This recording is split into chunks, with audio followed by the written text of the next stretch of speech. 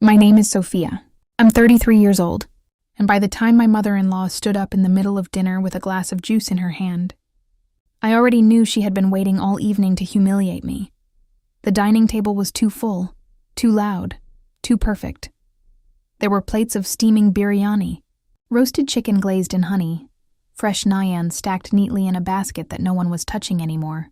The air smelled rich, spices, butter, something sweet, but underneath it, there was something else, injan, the kind that sits quietly in the corners of a room and waits, the kind you feel before something breaks. Everyone was smiling, but not with their eyes. My sister-in-law was scrolling through her phone under the table, pretending to listen. My father-in-law kept adjusting his watch, like time itself was uncomfortable. My husband, Daniel, sat beside me, laughing at something that wasn't funny enough to deserve it. And me? I was watching, because I had learned to. Because in this family, the loudest moment never came out of nowhere. It was always prepared, slowly, carefully, and right on time. She stood up. "My dear family," my mother-in-law said, lifting her glass with a soft smile. The room quieted. Chairs creaked. Cutlery paused mid-air. "I just want to say how happy I am that we're all together," she continued. "Especially since we've been so generously supported." Her eyes moved to me. Soft, sweet, sharp. "Some people," she added lightly, "come into families not with love, but with opportunity." A few people chuckled, not because it was funny, because they recognized the setup. My chest didn't tighten, it didn't drop, it went still. Because I knew exactly where this was going. She smiled. "Wider. And I suppose," she said, tilting her head slightly, "we should all be grateful that Sophia here found such a comfortable situation." Laughter. This time, louder, clearer, directed. Gold digger. She didn't say the word. She didn't need to. The room said it for her. I felt Daniel shift beside me, not toward. Me away, just slightly, just enough, and that told me everything. I placed my fork down carefully. Not loudly, not dramatically. Just enough for the small sound to cut through the laughter. Then I looked up, directly at her. "Thank you," I said calmly. The laughter slowed. She blinked. "Excuse me?" "I said thank you," I repeated. "For finally saying it out loud." The room stilled, just slightly, just enough. I leaned back in my chair, relaxed, composed. Before, "I tell you what happened after I stopped protecting everyone's version of me," I said, my voice steady. "Tell me where you're watching from. This wasn't the first time. It never is, people. Don't suddenly decide to disrespect you in public. They test it in private. First. Small comments, soft jokes, half smiles that don't reach the eyes, and when you don't react, they get louder, more confident, more certain that you'll stay silent. I had stayed silent. For years. The first time my mother-in-law hinted at it, we had just gotten married. She was standing in the kitchen, watching me make tea. "You're lucky," she had said casually. I smiled. "I know," I replied. She shook her head slightly. "No," she said. "I mean, financially." I didn't respond. Because I understood. Because I had always understood. In her mind, her son had given me stability, comfort, a home. What she didn't know, what none of them knew, was that the home she was standing in had never been his. Back at the table, she laughed softly, trying to regain control. "Oh, don't be so serious," she said. "We're just joking," I nodded. "I know," I said. "You always are." That line didn't land loudly. It settled, like something heavy being placed down gently. And once it was there, it stayed. Daniel leaned toward me slightly.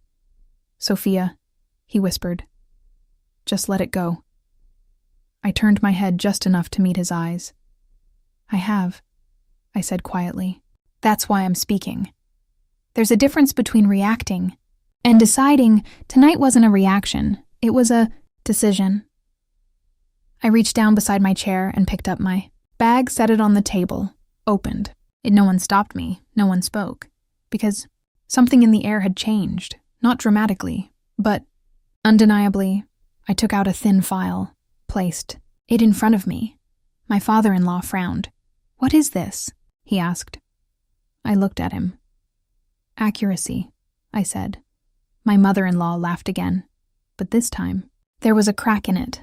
"Oh, please," she said. "You're not going to turn dinner into a presentation, are you?" I met her gaze. "You made it public when you turned me into a punchline." That line didn't just land, it anchored the room. I opened the file. Slowly, deliberately. "These," I said, pulling out the first document, "are the property papers for this house." Daniel's hand froze midair. "What are you doing?" he muttered. I didn't look at him. "My name is on them," I continued. Silence. Full. Heavy. My mother-in-law's smile faded. Just slightly. "That's not funny," she said. "I'm not joking."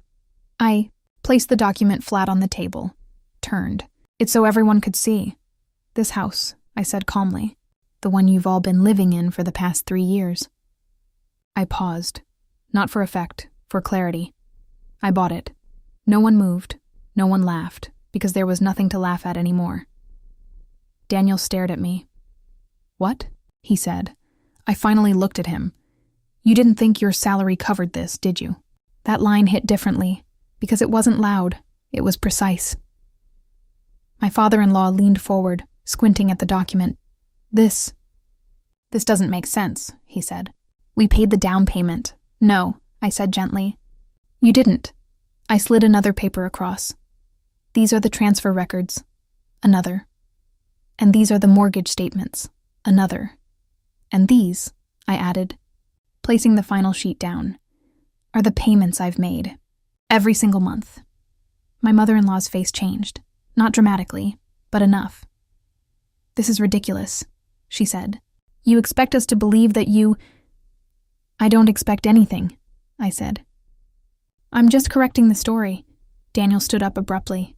"Why didn't you tell me?" he demanded. I looked at him, really looked. "I did," I said. "Just not in ways you respected." That line didn't just hit him. It exposed him, because he remembered the late nights, the extra work, the conversations he brushed off, the moments he chose not to. "Understand. You're twisting things," my mother-in-law snapped. "This is exactly what I meant. Always making everything about money." "I'm not making it about money," I said calmly. I leaned forward slightly. "You did. When you called me a gold digger." Silence again. But this time, it wasn't just uncomfortable, it was revealing. One of Daniel's cousins spoke up quietly. "Wait, if she owns the house, then—" He didn't finish. He didn't need to, because the realization was already moving through the room, slowly, unevenly, but completely. "I did not embarrass you," I said, my voice steady. I corrected the story. My mother-in-law shook her head. "No," she said. "No, this is manipulation. You're trying to make us look bad. You did that yourself," I replied, soft, clear, unavoidable. Daniel sat back down slowly, like the ground under him wasn't as stable as he thought. For years, I had been the quiet one, the accommodating one, the one who adjusted, who smoothed things over, who made sure no one felt uncomfortable. Except me, and because I did it so well, they assumed it cost me nothing. "Some families don't divide love by fairness," I said quietly. "They divide it by who creates the most noise." No one interrupted, because now they were listening. "I wasn't ending a fight tonight," I added. "I was ending a role." My mother-in-law didn't speak, because for the first time, she didn't have control of the narrative, and sitting there, in the house I had paid for, surrounded by people who had reduced me to something small, I realized something I should have understood much earlier. Being silent doesn't make you safe. It makes you convenient. and I was done being convenient. Daniel's mother stared at the property papers as if they might rearrange themselves if she hated them enough. They didn't. The black ink stayed exactly where it was. My name. Sophia Hart. Owner. Not Daniel's name. Not hers. Not my father-in-law's. Mine. The same house where I had cooked for them, cleaned after them, hosted birthdays for them, kept the lights on for them, and listened to them call me lucky for having a place at their table. A place. In my own house. My mother-in-law's lips parted, then closed, then parted again, but nothing graceful came out. Instead, she laughed, a small, brittle laugh that broke halfway through. "Oh, Sophia," she said, shaking her head. "You really saved all of this just to embarrass us?" I looked at her. "No," I said. "I saved it because I knew one day you would make truth necessary." The room went still again. Daniel looked like he wanted to disappear into the chair. His cousin Ayan was no longer smiling. His wife, Maria, had lowered her eyes to the table, but I could see her watching the papers, watching the dates, watching the amounts. My father-in-law reached for the nearest document with careful fingers. He didn't grab it. He didn't snatch. He touched it like it might burn him. "This says the purchase was finalized before the wedding," he said quietly. "Yes," I replied. His face tightened. Daniel said. He stopped. Everyone knew what Daniel had said. Daniel had told them he bought the house after getting promoted. Daniel had accepted praise for it. He had smiled when his mother said, "My son knows how to provide." He had sat at the head of my dining table while relatives admired the marble counters, the high ceilings, the warm lighting, the garden outside the kitchen window, and when someone said, "Sophia is lucky," he never corrected them. Not once. I turned to him. "I never asked you to announce what I owned," I said. "But I did expect you not to accept credit for it." Daniel swallowed. "Sophia, I didn't think it mattered." That was the sentence that finally hurt. Not the insult, not the laughter, not even the gold digger joke. That. I didn't think it mattered. I nodded slowly. "Of course you didn't," I said. "Because it benefited you when it didn't." His face changed. Embarrassment first. Then anger. Embarrassment always came first with Daniel. Anger was what he wore over it so no one noticed.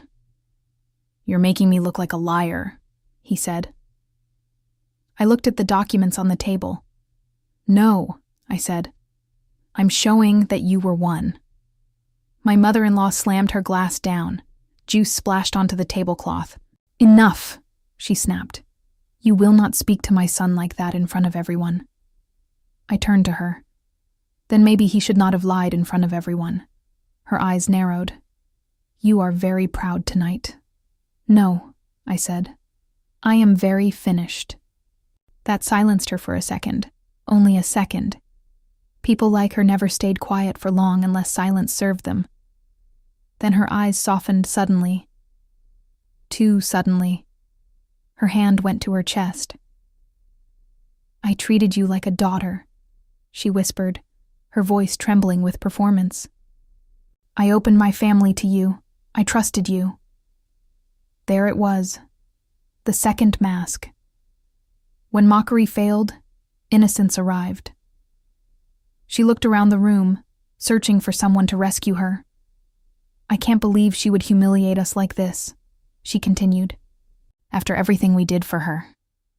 I almost admired the speed of it, how quickly she could step from cruelty into victimhood, how easily she could turn the knife around and hold the handle toward herself, like proof she had been wounded. I leaned back in my chair. "What did you do for me?" I asked. She blinked. "What?" "Name it." Her mouth tightened. "Sophia." "No," I said gently. "Name one thing." The room listened. The rain outside tapped harder against the windows now, soft but steady, like someone drumming fingers on glass. She looked at Daniel, then at her husband, then back at me. We accepted you. I smiled faintly, not because it was funny, because it was tragic. You accepted living in my house, I said. Those are not the same thing. Ayan looked down quickly, hiding his reaction. My mother-in-law saw it. Her face flushed. You are obsessed with money, she snapped. I am obsessed with accuracy, I replied. My father-in-law rubbed his forehead.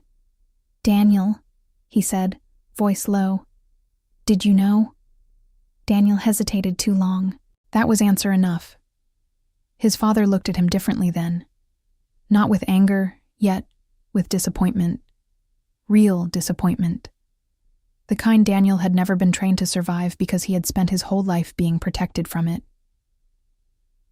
I knew she had savings, Daniel said defensively. I didn't know she would throw it in everyone's face. I turned to him. Your mother called me a gold digger in the house I bought before I married you. He looked away. I continued, softer now. You did not defend me. You told me to let it go. He said nothing. That is why we are here. The table had become more than a table.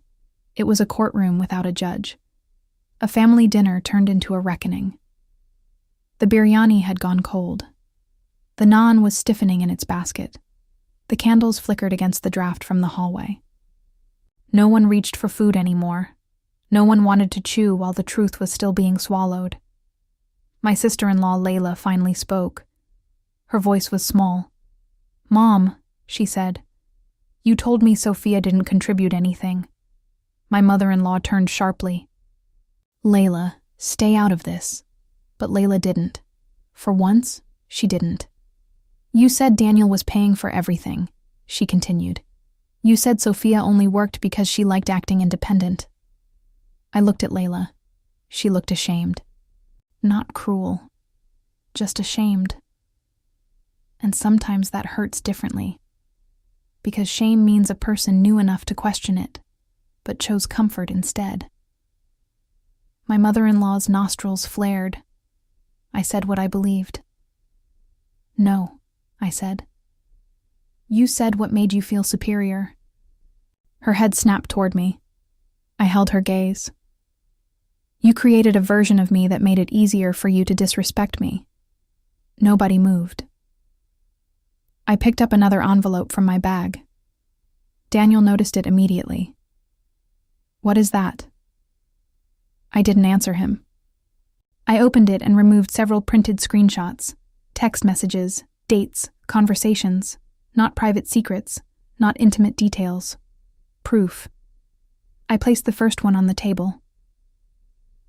This is from the month your father's medical bill came due, I said, looking at my mother-in-law.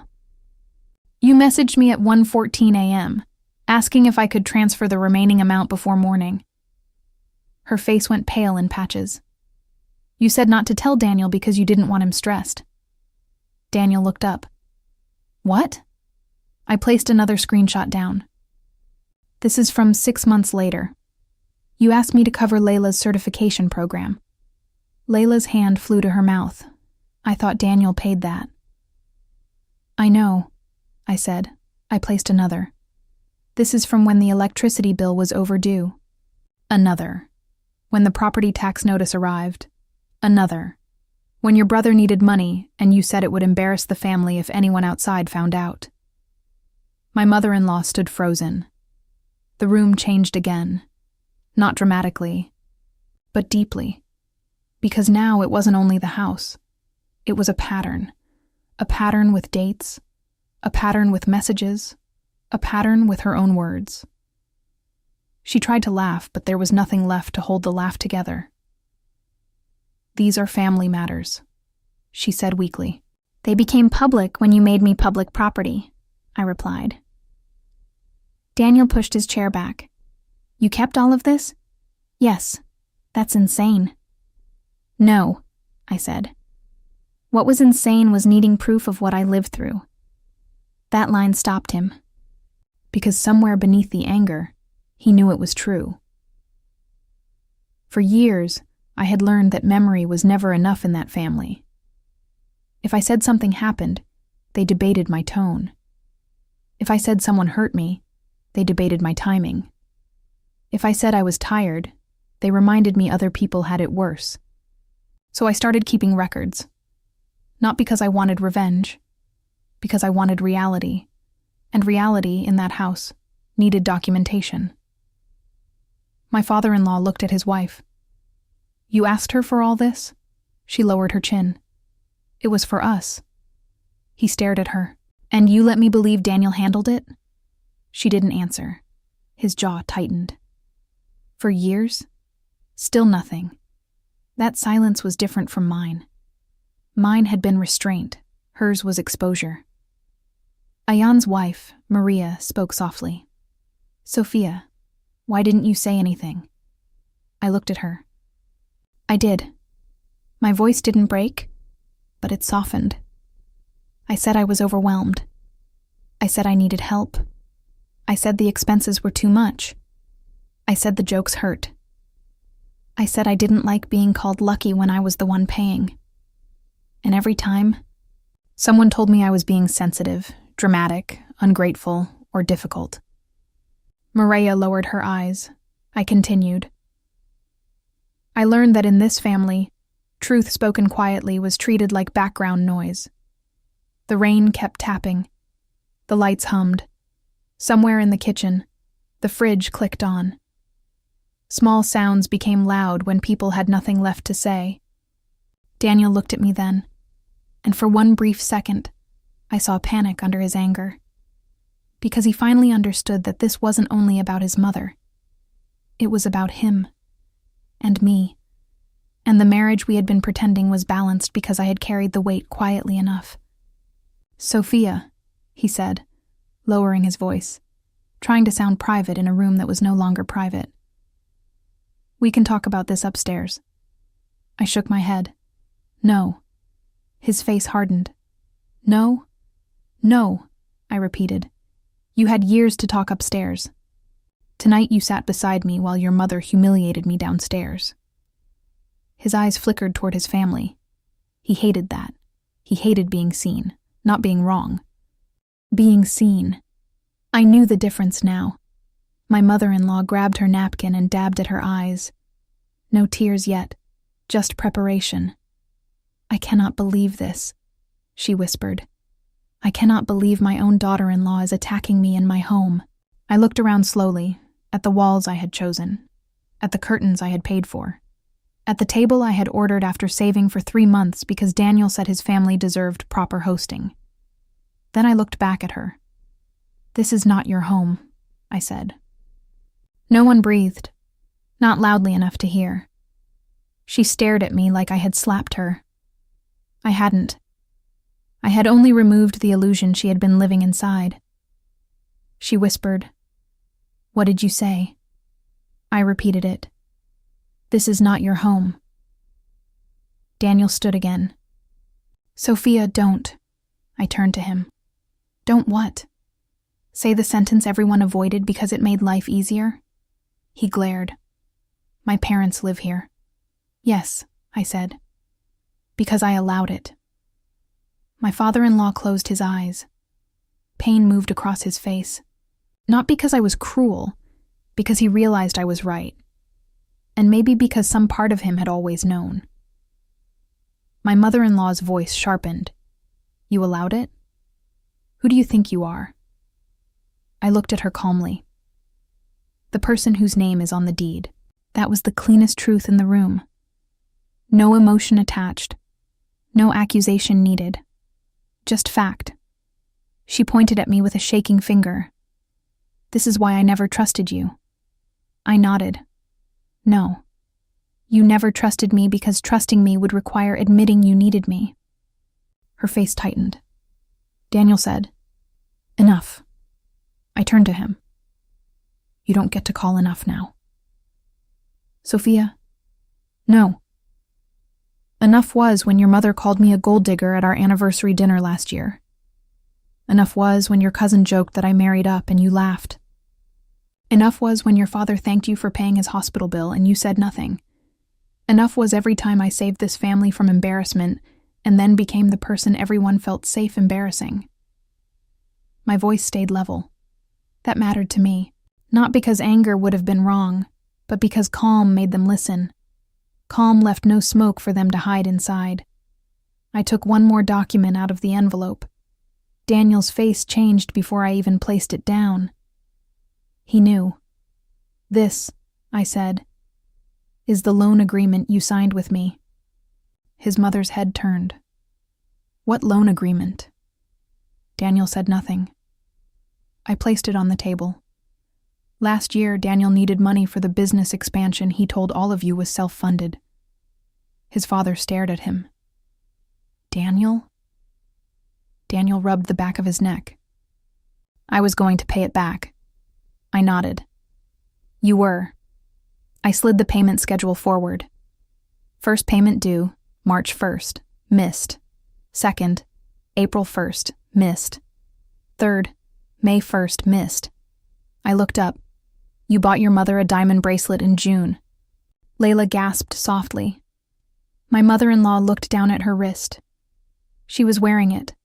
Of course she was. The bracelet caught the candlelight, small stones flashing like evidence. Daniel's face reddened. That was a gift. "It was purchased while you owed me money." His mother pulled her wrist toward her chest. "I didn't know." "I believe you," I said, and I did. That was the worst part. She didn't know because she didn't want to know. Knowing would have required gratitude, and gratitude would have ruined the story she preferred. Daniel stepped closer. "You are crossing a line." I looked at him. "No, Daniel. I am showing you where the line was." He flinched. "Good." Some truths are not meant to comfort. Some are meant to locate the damage. My father-in-law pushed his chair back and stood. For a moment, I thought he was going to defend his wife. Instead, he turned to Daniel. "Did you lie to us?" Daniel looked trapped. It wasn't like that. His father's voice hardened. "Did you lie?" Daniel glanced at me, then at the table, then at his mother. "Yes," he said finally. The word was small, but it changed the room. Layla started crying quietly. Maria put a hand on her shoulder. Ayan stared at Daniel like he was meeting him for the first time. My mother-in-law whispered, "No." But it wasn't denial anymore. It was grief. Not grief for me. Grief for the image she had built of her son. I almost felt sorry for her. Almost. But then I remembered every time she had sharpened that image against me. Every time Daniel was hardworking, and I was lucky. Every time Daniel was generous, and I was demanding. Every time he was allowed to be tired, and I was expected to be grateful. My father-in-law looked at me. "Sophia," he said, and his voice had changed. "How much?" I didn't pretend not to understand. I told him. The number moved through the room like cold air. No one interrupted. No one laughed. No one called me dramatic. Not now. My mother-in-law sat down slowly. Her legs seemed to lose certainty. "That can't be right," she whispered. I looked at her. "It is." She shook her head. "No family owes family like that," I answered softly. "No. Family should never take like that." There it was. The heart of it. Not the house. Not the money. Not the documents. Taking. Taking while smiling. Taking while judging. Taking while calling the giver greedy. My father-in-law sat back down, but he no longer looked like a guest at dinner. He looked like a man sitting inside the wreckage of a truth he had arrived late to. "We will repay you," he said. Daniel's head snapped up. "Dad," his father lifted a hand. Quiet. Daniel actually went quiet. I had never seen that before. My father-in-law turned back to me. I don't know how quickly. But we will make a plan. My mother-in-law stared at him. You're taking her side? He looked at her. I am taking the side of what happened. That was the first time anyone in that family had done that. Not my side. Not Daniel's side. The side of what happened. It almost broke me. Not visibly. But inside, something bent. Because I had spent years begging people to stand there. On the ground of reality. Not loyalty. Not performance. Reality. I swallowed. I'm not asking for revenge, I said.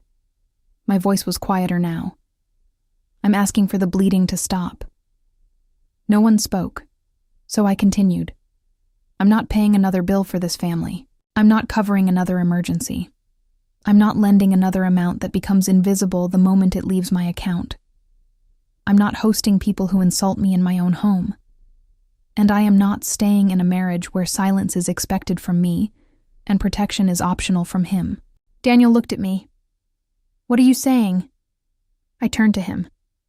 I'm saying you have 30 days to move out of my room. His face went blank. Not the house. The room. Because I wasn't ready to throw everyone onto the street that night. I wasn't cruel, but I was done pretending marriage gave him automatic access to me. My mother-in-law gasped. Move out? He is your husband. For now, I said. The words hit the table harder than any document. Daniel stared at me. You're threatening divorce? No, I said. I'm naming the consequence of betrayal. He looked as if I had become someone else. Maybe I had, or maybe I had finally become the person I had been hiding to keep him comfortable. He lowered his voice. You won't do this. I held his gaze. I already did. That line ended the argument before it began, because some decisions are not announcements. They are exits. The rest of the dinner dissolved after that. No one knew how to leave gracefully.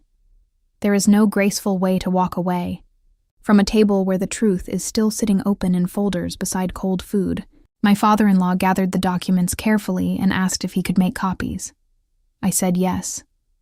My mother-in-law didn't look at me, not once. Daniel went upstairs without speaking. Layla came to me near the hallway, eyes red. I'm sorry, she whispered. I looked at her. For what? She cried harder. For believing her. I didn't hug her immediately. That may sound cold. But sometimes people apologize because their image of themselves has been disturbed, not because your pain has finally become real to them. So I asked, what did you believe? She wiped her cheek. That you were using Daniel. I nodded slowly. And now? She looked toward the dining room. Now I think we were using you. That was honest. Painful. But honest. So I hugged her. Not tightly, just enough. Thank you for saying that, I whispered. Because truth, even late, deserves acknowledgement. After everyone left the dining room, I stayed behind. I cleared the table alone, not because I had to, because I needed the motion. Plate by plate, glass by glass. Cold rice scraped into the bin. Napkins folded, candles blown out. The smell of food had turned heavy, almost sour. The house was quiet now, but not peaceful. There was a difference. Quiet is the absence of noise. Peace is the absence of threat. I had quiet. Peace would take longer. When I finally went upstairs, Daniel was sitting on the edge of the bed, our bed, or what had been our bed. His tie was loosened. His hair was messy from running his hands through it. He looked up when I entered. For once, he didn't start with anger. He started with fear. Do you still love me? He asked. The question was unfair. Not because it didn't matter, because it skipped over everything else. I stood near the door. I don't know what love means when respect keeps missing, I said. He looked down. I made mistakes. I nodded. Yes. I should have defended you. Yes. I should have told them about the house. Yes. He looked up sharply. Can you say something other than yes? I looked at him for a long moment, then said, I am tired of helping you discover the obvious. He closed his eyes. That one hurt him. Good. Not because I wanted him wounded, because I wanted him awake. He whispered, I was embarrassed. I frowned slightly. Of what? He rubbed his face. That you had more than me. That you were doing better. That you owned the house. That I couldn't give you what people thought I gave you.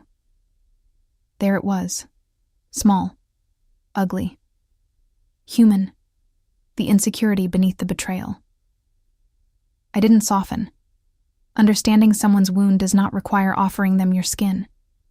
So you let them call me a gold digger? He didn't answer. I took one step closer. You let your mother insult me because defending me would expose you.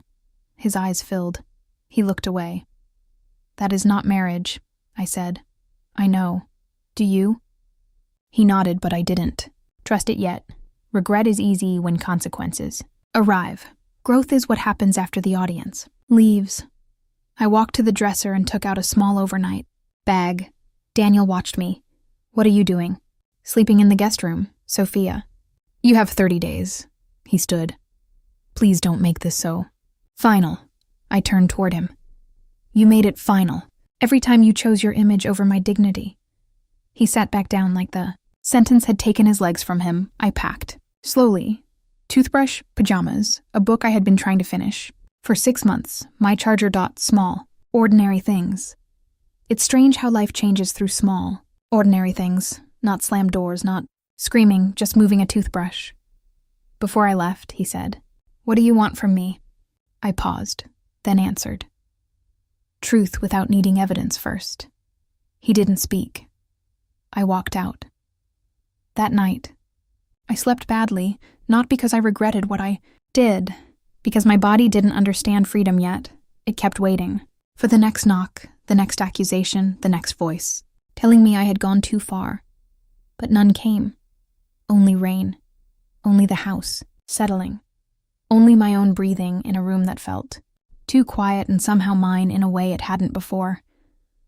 The next morning, the kitchen smelled like old spices and wet pavement. I came downstairs at 6:40. My father-in-law was already there, sitting at the table, hands around a cup of tea he hadn't drunk.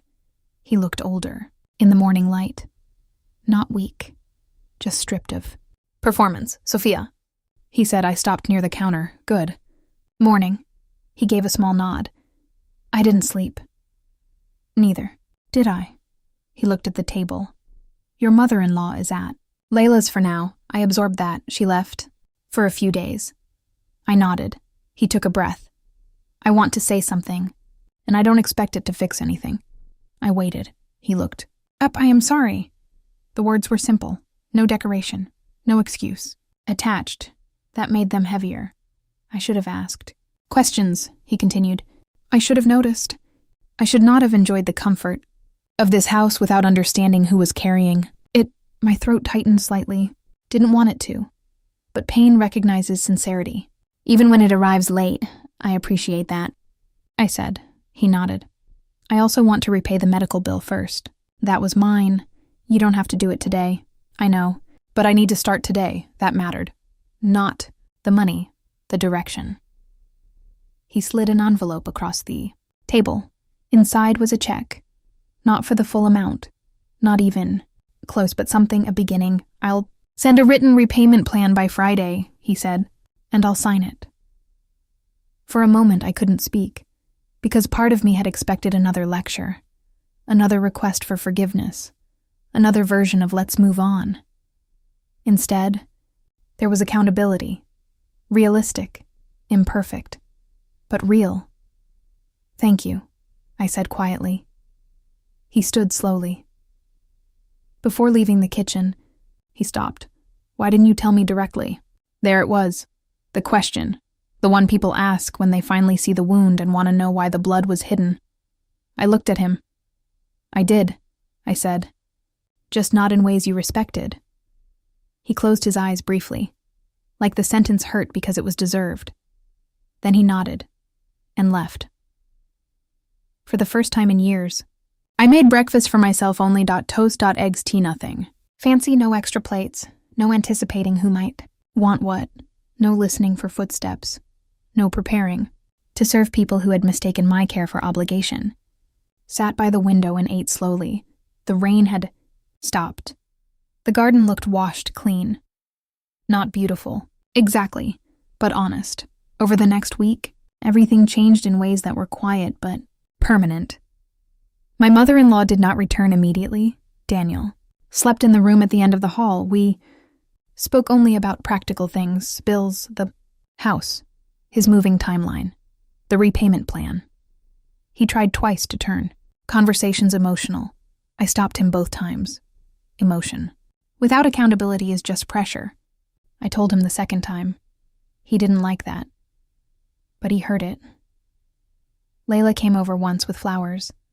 Not dramatic roses, small white lilies. She placed them on the counter and said, I don't know how to repair this, but I don't want to pretend it didn't happen. That was enough for one day. Ayan called Daniel and asked him directly how much he owed me. Daniel told him. I heard later that the family group chat went silent for 2 days. That silence was not peace either, but it was the death of the old story, and sometimes silence is useful when lies have been too loud for too long. On Friday, my father-in-law sent the repayment. Plan, clear dates, specific amounts, signed. Daniel signed one too. Not happily, not gracefully.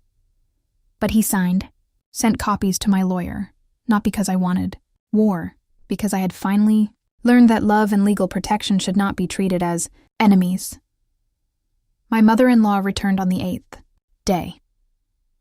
She came into the house without her usual perfume, without her bright lipstick, without the clinking confidence of her bracelets. The diamond one was missing. I noticed. She noticed me noticing. We stood in the living room, morning light falling between us. For the first time since I had known her, she looked uncertain. Not harmless. Uncertain. There's a difference. Sophia, she said. I waited. She swallowed. I said terrible things. I didn't rescue her from the discomfort, she continued. I called you names. I let people believe things that were not true. I accepted help from you and then treated you like you were taking something from us. Her voice shook. This time, I wasn't sure it was performance, but I didn't rush to believe it. I was wrong, she said. I nodded once. Yes. She flinched. Maybe expecting more softness, I gave her honesty instead. I don't know how to behave with you now, she admitted. That's because the old way required me to be smaller, I said. Her eyes filled. I continued. I'm not doing that anymore. She nodded. I understand. No, I said gently. You are beginning to. That line stayed between us, not cruel, clear. She looked around the living room. This house. She started, then stopped. I waited. This house is yours, she said finally. Yes, I should have respected that. You should have respected me before knowing that. Her tears fell then. Quietly. Did not hug her. Not because I wanted to punish her. Because comfort was no longer automatic access. She wiped her cheek. What happens now? I took a breath. Now there are rules. She nodded quickly. Okay. No insults disguised as jokes. Yes. No comments about my money, my work, my marriage, or what you think I deserve. Yes. No asking me for funds directly. Anything related to repayment goes through the written plan. Her face tightened, but she nodded. No telling relatives that I attacked you? She looked down. That one had already happened then. I knew it. She whispered. I was hurt. I nodded. And you tried to turn hurt into a campaign. She didn't deny it. Good. Denial would have ended the conversation. I'll correct it, she said. Yes, I replied. You will. She looked up. The old her would have hated being spoken to like that. The new her, if she existed, would have to survive it. And one more thing, I said. She waited. You don't live here anymore. Her face went pale. Sophia, you can visit when invited. You can attend family dinners when they are planned. But this house is no longer your residence. She opened her mouth, then closed it. I could see the war inside her. Pride fighting survival. Entitlement fighting reality. Finally, she whispered, Where will we go? You and your husband can decide that together. My husband? He can choose where he wants to live, I said. But I am no longer providing a family home for people who made me feel like an intruder in it. She cried harder. This time, I felt something, sadness, not guilt. That distinction saved me. Guilt says, fix their pain. Sadness says, this hurts. But it is still right. She nodded slowly. I understand. Again, I thought no, but she was beginning to. The move took 3 weeks, not dramatic, not cinematic. Boxes in hallways. Tape. Tearing. Cupboards. Opening. Old towels folded. Arguments behind closed. Doors. Daniel's mother cried often. Daniel grew quiet. My father-in-law handled most of the arrangements. He rented a smaller apartment 15 minutes away. Nothing luxurious. Nothing shameful. Just real. The first day they moved furniture out, I stood by the stairs and watched the house become lighter. Not empty. Lighter. There's a difference. Some spaces don't lose warmth when people leave. They lose weight. Daniel moved out of our bedroom permanently. Before the 30 days ended, he rented a studio near his office.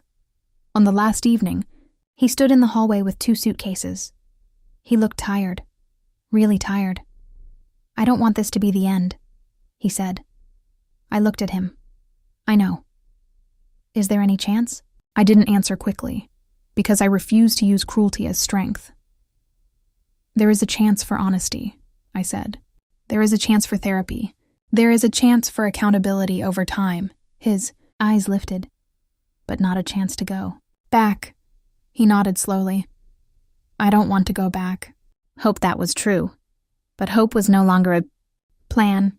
I'll send you the therapist list, I said. He gave a small, sad laugh. Still organizing everything. I looked at him. No, I said. This time, I'm organizing myself. His smile faded. He understood. Finally. Before he left, he said, I'm sorry I let them make you small. I answered honestly. You didn't let them. You joined them. He closed his eyes. That was the sentence he needed to carry. Then he left. The door closed softly. No slam. No final explosion. Just the clean click of a lock finding its place. I stood there for a long time. Then I walked through every room. The dining room. The kitchen. The living room. The guest room. The bedroom that was mine again. I opened windows. Let air move through the house. Outside, the evening sky was turning gold behind gray clouds. Not bright, not dark. Something in between. That felt right. Healing is not a sunrise all at once. Sometimes it's just the first evening you realize no one is coming to take more from you. A month later, we held another dinner. Smaller. Different. Layla came. My father-in-law came. Ayan and Maria came. Daniel did not. His choice, or maybe mine. My mother-in-law came late, holding a small container of dessert. She asked before entering. That mattered. May I come in? I looked at her for a second, then stepped aside. Yes. The dinner was awkward, but honest. No one called me lucky. No one joked about money. No one praised Daniel for things he hadn't done. At one point, my father-in-law lifted his glass and said, To Sophia, for more than we knew, and more than we deserved. I didn't smile much, but I nodded. That was enough. Later, while clearing plates, my mother-in-law came to stand beside me. I corrected the group chat, she said quietly. I looked at her. What did you say? She swallowed. I said I lied by omission, that you bought the house, that you helped us financially, that my joke was cruel and false. I rinsed a plate slowly. And that anyone who repeats otherwise will be repeating a lie. I turned off the tap. For a moment I couldn't speak.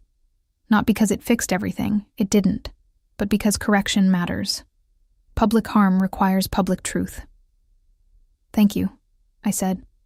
She nodded. I should have done it sooner. Yes, I said. This time she didn't flinch. Maybe she was learning. Maybe we both were. The consequences continued, not as punishment, but as structure. Daniel made his first repayment, then his second. He started therapy. So did I. Not with him. For myself. Because surviving a role is not the same as recovering from it. My father-in-law kept his plan. My mother-in-law learned to ask instead of assume. Sometimes she failed. When she did, I ended the conversation. Not dramatically, not angrily, just ended it. That became my new power. Not winning every argument, not making anyone suffer. Simply refusing to participate in my own diminishment. The house changed too. I changed the dining room curtains, sold the oversized table Daniel insisted we needed for family image, bought a smaller one. Round, warm wood, no head of the table. No throne, just seats, equal ones. The first night I ate there alone, I cried. Not because I was lonely, because the quiet no longer felt like abandonment. It felt like permission. Permission to hear myself think. Permission to rest. Permission to stop earning space in a place I owned. A few months later, Daniel asked to meet at a cafe, neutral ground. He looked different, not transformed. Life is not that simple, but humbled. He had the tired eyes of someone who had finally started telling himself the truth. I understand if you want divorce, he said. I stirred my tea. I haven't decided, he nodded. I won't fight you if you do. That was the first loving thing he had said in a long time. Not because it was romantic, because it did not demand anything. He slid a paper across the table, another repayment confirmation. I also told my friends, he said. Told them what? That I didn't buy the house. That I lied. I looked up. Why? He inhaled. Because I kept wanting credit for becoming better without paying the cost of honesty. I sat with that. It was a good sentence, maybe a therapist's sentence, but still good. And your mother? She's embarrassed. I know. She misses living there. I know. She also says she deserved what happened. I raised an eyebrow. He gave a faint smile. I know. I didn't expect it either. We sat in silence for a while. Outside the cafe window, people passed with umbrellas, even though the rain had stopped. I thought about marriage, about love, about how often women are asked to confuse endurance with devotion. I thought about the version of myself who had sat through dinner after dinner, insult after insult, believing that if I stayed calm enough, generous enough, useful enough, eventually they would see my heart. But people who benefit from your silence rarely reward you for it. They just build bigger expectations on top of it. Daniel said, "Do you still love me?" This time, the question did not feel like pressure. It felt like grief. I answered slowly, "Yes." His eyes filled. "But love is not enough to restore access," I continued. He nodded. "I understand. And I love myself now in a way I didn't when I was busy protecting you from consequences." He looked down.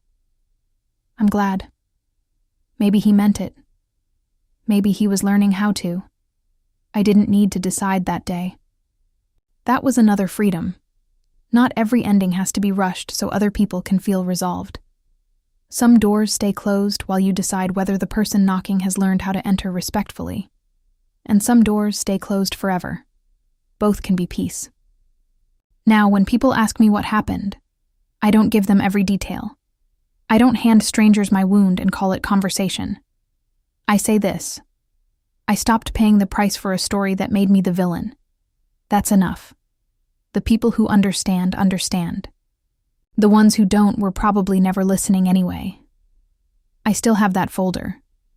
The property papers, the screenshots, the bank records, the loan agreement. Not because I want to keep living in that night, but because sometimes proof is not just for other people. Sometimes proof is for the version of you who still wonders if it was really that bad. It was. And I survived it. No more than that. I ended it.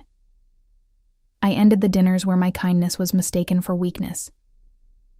I ended the family emergencies that became my responsibility because I was the most capable person in the room. I ended the jokes that only worked when I swallowed the pain. I ended the marriage dynamic where my silence protected his pride. I ended the role. And after the role ended, I found myself underneath it. Not cruel, not bitter, not broken beyond repair, just clear. There is a softness that returns after you stop letting people use your softness against you. It is not the same softness as before. It has boundaries now. Locks. Windows. A front door that opens only when respect knocks first. I still love some of them. That's the complicated truth. Love doesn't always disappear when people hurt you, but access can. Support can. Sacrifice can. And sometimes the most loving thing you can do for yourself is stop giving people the tools to wound you and then acting surprised when they use them. My name is Sophia. I am 33 years old. For years, my in-laws called me lucky, then greedy, then dramatic, then a gold digger. And all that time, they were living under a roof with my name on it. But the night they found out, I did not scream. I did not beg. I did not collapse. I placed the truth on the table and let it speak in a voice louder than mine had ever been allowed to be. And when the house finally became quiet again, I realized something. I had not lost a family. I had lost a position in a system that needed me small. And that loss felt like breathing. So tell me, if your family only valued you when you were useful, would you stay and keep proving your worth? Or would you finally walk away and choose yourself?